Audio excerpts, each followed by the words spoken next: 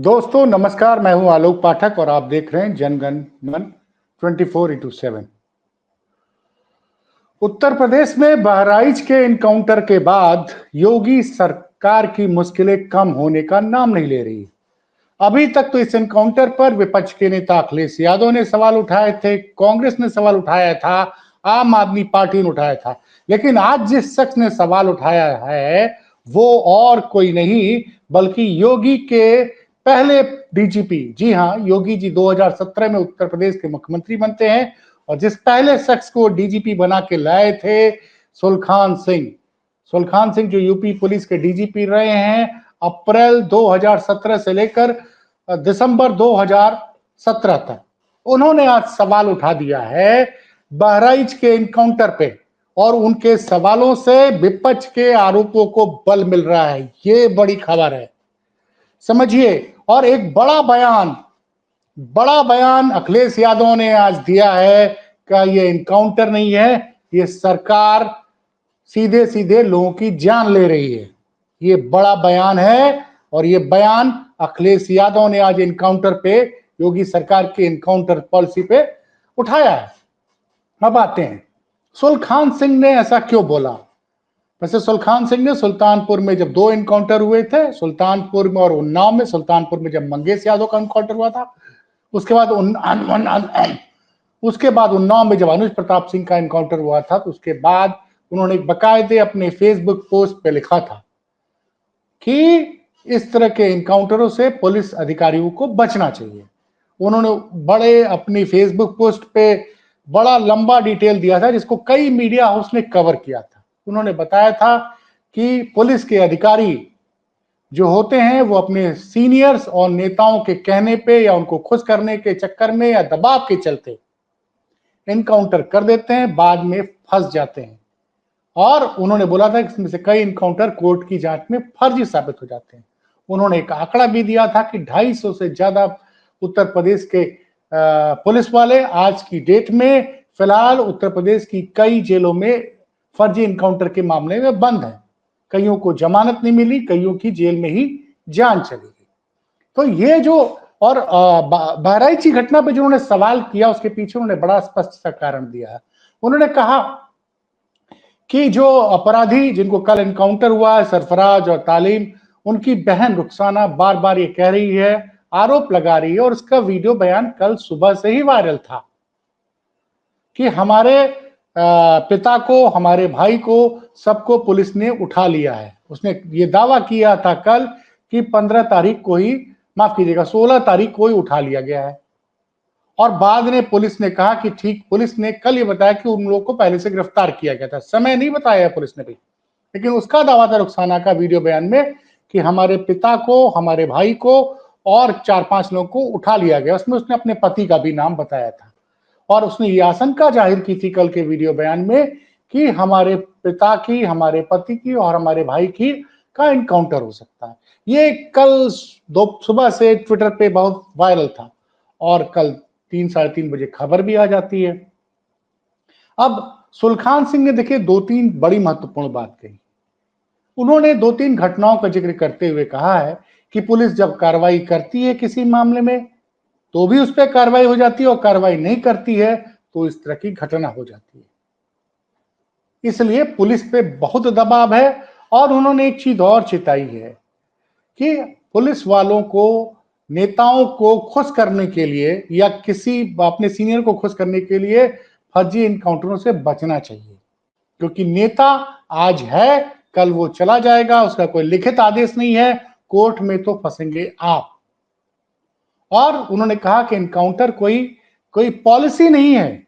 Encounter तब होता है जब अपराधी को आप पकड़ने जाते हैं, अपराधी सामने से फायरिंग शुरू कर देता है, या अपराधी को आप रोकते हैं, अपराधी फायरिंग करते भागने लगता है, तब आप जान की सुरक्षा में इन द एक्सट्रीम केस आप फायरिंग करते हैं। कल की घटना पे उन्होंने सवाल उठाया कि जब वो पहले से बोल रही थी तो क्यों सरफराज और तालिब के पैर में गोली मारी। और उन्होंने यहां तक नहीं रुके, उन्होंने इस घटना की जांच कराने की मांग की कि इसको सीआईडी या सीबीआई से इसकी जांच कराई जाए, क्योंकि यूपी पुलिस इस मामले में निष्पक्ष जांच नहीं कर सकती है। देखिए, ये उत्तर प्रदेश के पूर्व डीजीपी जो योगी आदित्यनाथ के बड़े करीबी हैं, सुलखान सिंह, आप समझ रहे हैं, सुलखान सिंह। और मैं ये भी बता दूं कि जिस दौरान उत्तर प्रदेश के डीजीपी थे सुलखान सिंह, उस दौरान बहुत, मुझे नहीं लगता कि बहुत सारे इनकाउंटर्स हुए थे। तो सुलखान सिंह का काल मतलब टेन्योर ऐसा माना गया है कि, और दूसरी छवि सुलखान सिंह की जनता में छवि है, लोग मानते हैं कि वो काफी ईमानदार हैं, और दूसरा संवेदनशील भी माने जाते हैं, क्योंकि वो पुलिस को अपना परिवार समझ रहे हैं। और बार बार वो पहली जो फेसबुक पोस्ट उन्होंने लिखी थी, जो वायरल हुई थी, इस पे मैंने एक वीडियो भी बनाया था, तमाम मीडिया वेबसाइट्स ने, न्यूज चैनल्स को कवर भी किया था, और कल भी उन्होंने इस पूरे घटनाक्रम पे सवाल उठाया था। और फिर देखिए, आपको दो तीन चीजें समझनी पड़ेगी। क्यों उन्होंने कहा कि ऐसे मामले में जब पुलिस कार्रवाई करती है उसके ऊपर ही कार्रवाई हो जाती है? मैं दो आपको उदाहरण दूंगा। एक, प्रभाकर चौधरी आईपीएस है, बड़े ईमानदार तेज तर्रार आईपीएस है, फिलहाल डीआईजी है। वो आज से साल डेढ़ साल पहले बरेली के पुलिस कप्तान हुआ करते थे। ज्यादातर जो झड़पें होती हैं, जब जुलूस निकलता है ना, तो जुलूस को एक तय मार्ग से जाना होता है, इसके लिए प्रशासन उसको अनुमति देता है। बरेली में क्या हुआ कि जुलूस लेके चलने वाले लोग अड़ गए कि हम उसको इस रास्ते से नहीं, दूसरे रास्ते से लेके जाना चाहते हैं, और दूसरे रास्ते पे वो एक नया रास्ता चुनना चाह रहे थे, जो पारंपरिक जो जुलूस का रास्ता था कई सालों का, उसकी जगह वो नया रास्ता चुनना चाह रहे थे। उस रास्ते में कुछ गड़बड़ी की आशंका उन्होंने महसूस कर ली कि इस रास्ते से जाएंगे तो विवाद हो जाएगा, क्योंकि वहां दूसरे वर्ग के लोग ज्यादा रहते हैं। उन्होंने उस जुलूस को वहां से निकलने नहीं दिया। प्रभाकर चौधरी बतौर एसएसपी वहां मौजूद रहे, और जुलूस उस रास्ते से निकला, बल्कि जिस रास्ते, जो तय रास्ता था उसी से निकला। साहब, बहस हुई भारतीय जनता पार्टी के नेताओं से। जानते हैं क्या इनाम मिला? बरेली। बरेली बड़ा हाईली सेंसिटिव जिला है। आज से 10 साल पहले बरेली में एक धार्मिक दंगा हुआ था, और वो दंगे को की वजह से बरेली शहर में लगभग 40 दिन तक कर्फ्यू लगा था। आप समझिए कितना सेंसिटिव जिला है। और उसमें एक धार्मिक जुलूस को वो कह देते हैं कि इस मार्ग से नहीं, जो आपका निर्धारित मार्ग है वहीं से जाना है। इनाम जानते हैं क्या मिलता है? प्रभाकर चौधरी का ट्रांसफर कर दिया जाता है उसी रात। इससे सोचिए कि किसी आईपीएस पे क्या, मतलब क्या संदेश गया। उत्तर प्रदेश में जो मेरी जानकारी है 500 से ज्यादा डायरेक्ट या प्रमोटी आईपीएस अधिकारी हैं। इनके बीच क्या संदेश गया कि भैया प्रभाकर चौधरी ने तो according to the rule of law के तहत काम किया, और उसका ट्रांसफर कर दिया गया। दूसरी घटना अभी हाल ही की कौशाम्बी की है, कि एक जगह से जुलूस जा रहा था, दूसरे धर्म के लोगों के ऊपर रंग फेंका गया। इंस्पेक्टर ने उसकी वीडियोग्राफी करानी चाहिए, तो लोगों ने उसको मारा पीटा। उस जो वीडियोग्राफी कर रहा था, तो इंस्पेक्टर और चौकी इंचार्ज ने वहां पे थोड़ा सा बल प्रयोग किया और बवाल बढ़ने से रोक दिया। जानते क्या हुआ? उस इंस्पेक्टर को और उस चौकी इंचार्ज को सस्पेंड कर दिया गया। इसीलिए बोल रहे हैं, लिखा है सुलखान सिंह ने, कि जब वो कार्रवाई करते हैं तो उन पे कार्रवाई हो जाती है, और जब वो कार्रवाई नहीं करते तो इस तरह की हिंसा फैल जाती है। अब आते हैं दूसरे मुद्दे पे। सुलखान सिंह ने बोला कि वो अपराधी है, उनको जो लीगल तरीका है, लीगल प्रोसेस, उसकी तरह आप सजा दिलवाइए।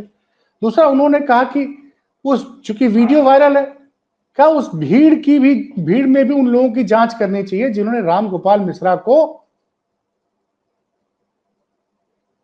उकसाया, उसको चढ़ाया, जिनके भीड़ के उकसाने पर वो राम गोपाल मिश्रा चढ़ जाता है, आरोपी जहां पे उस छत पे चढ़ जाता है, उस छत पे धार्मिक झंडा उतारता है। तो उन्होंने कहा कि जो लोगों ने उस भीड़ में से उस लड़के को उकसाया था, उनके खिलाफ भी क्रिमिनल केस के तहत मुकदमा दर्ज होना चाहिए, उनके खिलाफ भी कड़ी कार्रवाई करनी चाहिए, क्योंकि उन्होंने भी माहौल खराब करने में महत्वपूर्ण भूमिका निभाई है। वो ये भी कह रहे हैं कि जिसने गोली मारी वो भी गलत है, लेकिन जिस भीड़ ने उसको उसका के भेजा छत पे, उन लोगों के खिलाफ भी कार्रवाई होनी चाहिए। सवाल इसका है कि क्या यूपी पुलिस अपने जो पुराने डीजीपी है उसकी बात को समझेगी? और देखिए सस्पेंशन क्या होता है, सस्पेंशन का दर्द आप समझिए।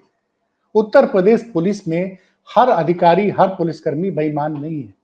ज्यादातर उत्तर प्रदेश के पुलिसकर्मी और अधिकारी या इंस्पेक्टर ईमानदार हैं।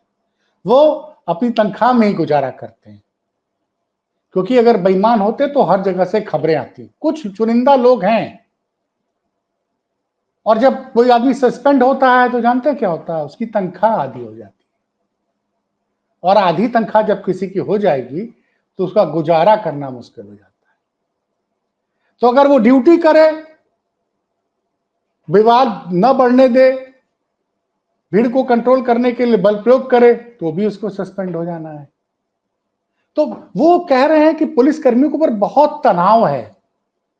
नहीं, सिर्फ पुलिसकर्मी नहीं, प्रशासन के ऊपर भी बहुत तनाव है। आज ही की घटना है, पश्चिमी उत्तर प्रदेश के कासगंज जिले में एक एसडीएम साहब गए थे एक भट्टे का निरीक्षण करने। वहां मिट्टी की खुदाई हो रही थी। उन्होंने भट्टे के परमिशन और पॉल्यूशन का सर्टिफिकेट मांग लिया उससे। और भट्टा जो था वो भारतीय जनता पार्टी के नेताजी का था भाई साहब। जानते हैं नेताजी ने क्या किया? आओ ना देखा था, एसडीएम साहब को थप्पड़ रसीद कर दिया और आरोप लगा दिया कि एसडीएम साहब उनसे 10 लाख रुपए मांग रहे थे। समझिए कानून व्यवस्था को।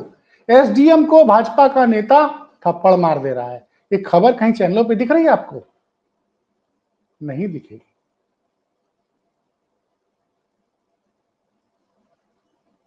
अभी भी क्या हुआ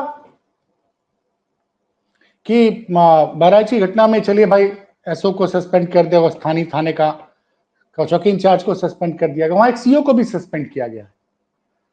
और उसमें तथ्यात्मक रूप से पता चल रहा है जिस सीओ को सस्पेंड किया गया उसकी ड्यूटी उस वक्त उस महाराजगंज मसीही बाजार में नहीं थी, बल्कि कहीं और पोस्ट, कहीं और ड्यूटी लगाई गई थी। खैर ये सब जांच का विषय है। लेकिन एक तरफ अखिलेश यादव कह रहे हैं एनकाउंटर के जरिए सरकार लोगों की जान ले रही है, और दूसरी तरफ योगी के पूर्व डीजीपी ने फिर आज एनकाउंटर पर, खासकर बहराइच एनकाउंटर पर जो सवाल उठाए हैं, वो आने वाले दिनों में योगी सरकार की मुश्किलें बढ़ाने वाले ही है। लग रहा है योगी सरकार के लिए उपचुनाव में अच्छा प्रदर्शन करने का भी दबाव है। दूसरा, बहराइच में जो हिंसा हुई, उसके बाद जो एनकाउंटर, उसके बाद जिस तरह से लगातार सवाल उठ रहे हैं, चौतरफा हमले हो रहे हैं, उससे योगी सरकार की मुश्किलें बढ़ती चली जा रही है। ये रिपोर्ट कैसी लगी कमेंट बॉक्स में आके बताइएगा जरूर। अच्छी लगी हो तो इसको शेयर कीजिएगा। और ये जो जनगण मन 24x7 यूट्यूब चैनल है, इसको आप लोग आशीर्वाद दीजिए, इसको सब्सक्राइब कीजिए, इसको शेयर कीजिए, और कोई कमी रह गई तो बताइए जरूर। बहुत बहुत धन्यवाद।